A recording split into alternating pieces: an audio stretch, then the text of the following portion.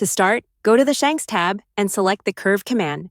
Choose the USA size 6.5 for the reference curve.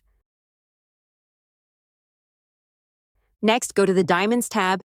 Click on the bottom right corner of the viewport and select Shaded Display Mode to improve the visualization of the model. Select the Gem Studio command. Create a 1-carat gem and set the alignment to Q-late. Now, use the Add Gem on a Point option and click on the upper point of the reference curve.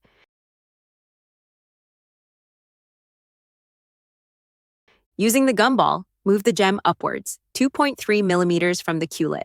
Lesson 2. In this lesson, we'll add a cluster setting to secure the gem. In the Diamonds tab, select the gem, then choose the Cluster command. Use Pan, Zoom, and Rotate, and then use Zoom Extents All to center all views. Select the CL017 cluster model and press Edit. Let's modify the parameters. For cluster gems, gem inside 2.6 millimeters. Minimum distance 0.3 millimeters. Distance to gem 1.7 millimeters. Z position 0. Rotation 0. Now for the gem rail. We'll set the mode to double to add 2 layers for extra stability and style. First, the top gem rail, diameter 1.6 millimeters. Move in Z 0.6 millimeters. Thread diameter 0.9 millimeters. Next, the bottom gem rail, diameter 1.6 millimeters. Move in Z 1.8 millimeters. Thread diameter 0.8 millimeters. These settings will secure the gemstones firmly and add a refined look. Lesson 3. This lesson focuses on the Prongs tab. Starting with the Prongs tab, Mode, third option. Now for the internal prongs, diameter 1.3 millimeters. Distance 0.9 millimeters. Height over girdle 1 millimeter. Height under girdle 3.6 millimeter. For the external prongs, diameter 1.4 millimeters. Distance 1.2 millimeters. Height over girdle 1.1 millimeters. Gems extension for manufacturing 0.5 millimeters. Now for the central external prong, diameter 1.1 millimeters. As you can see, the central prong is protruding, so we will adjust the Move in Z value of the internal prong to 0.3 millimeters. These external prongs secure the cluster and give a refined, stable look to our design. Lesson 4. Now we'll configure the main gem rail tab. Here are the parameters. Width 4.4 millimeters. Height 5 millimeters. Thread diameter 1.6 millimeters. Move in Z 4.8 millimeters. Bend height 0.3 millimeters.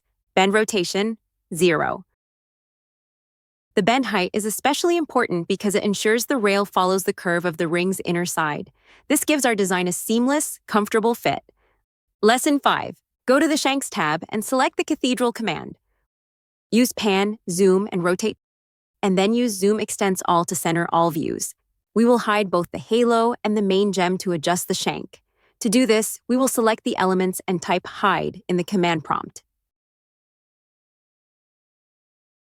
We'll start by selecting element CA012.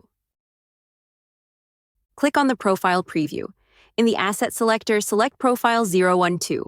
Adjust the size to United States of America and set the ring to size 6.5.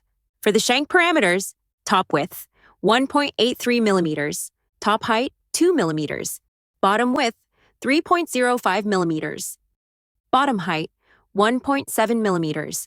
For the Cathedral shank parameters, width 9.53 millimeters, height 2.3 millimeters, angle 154 degrees, tangent 100%.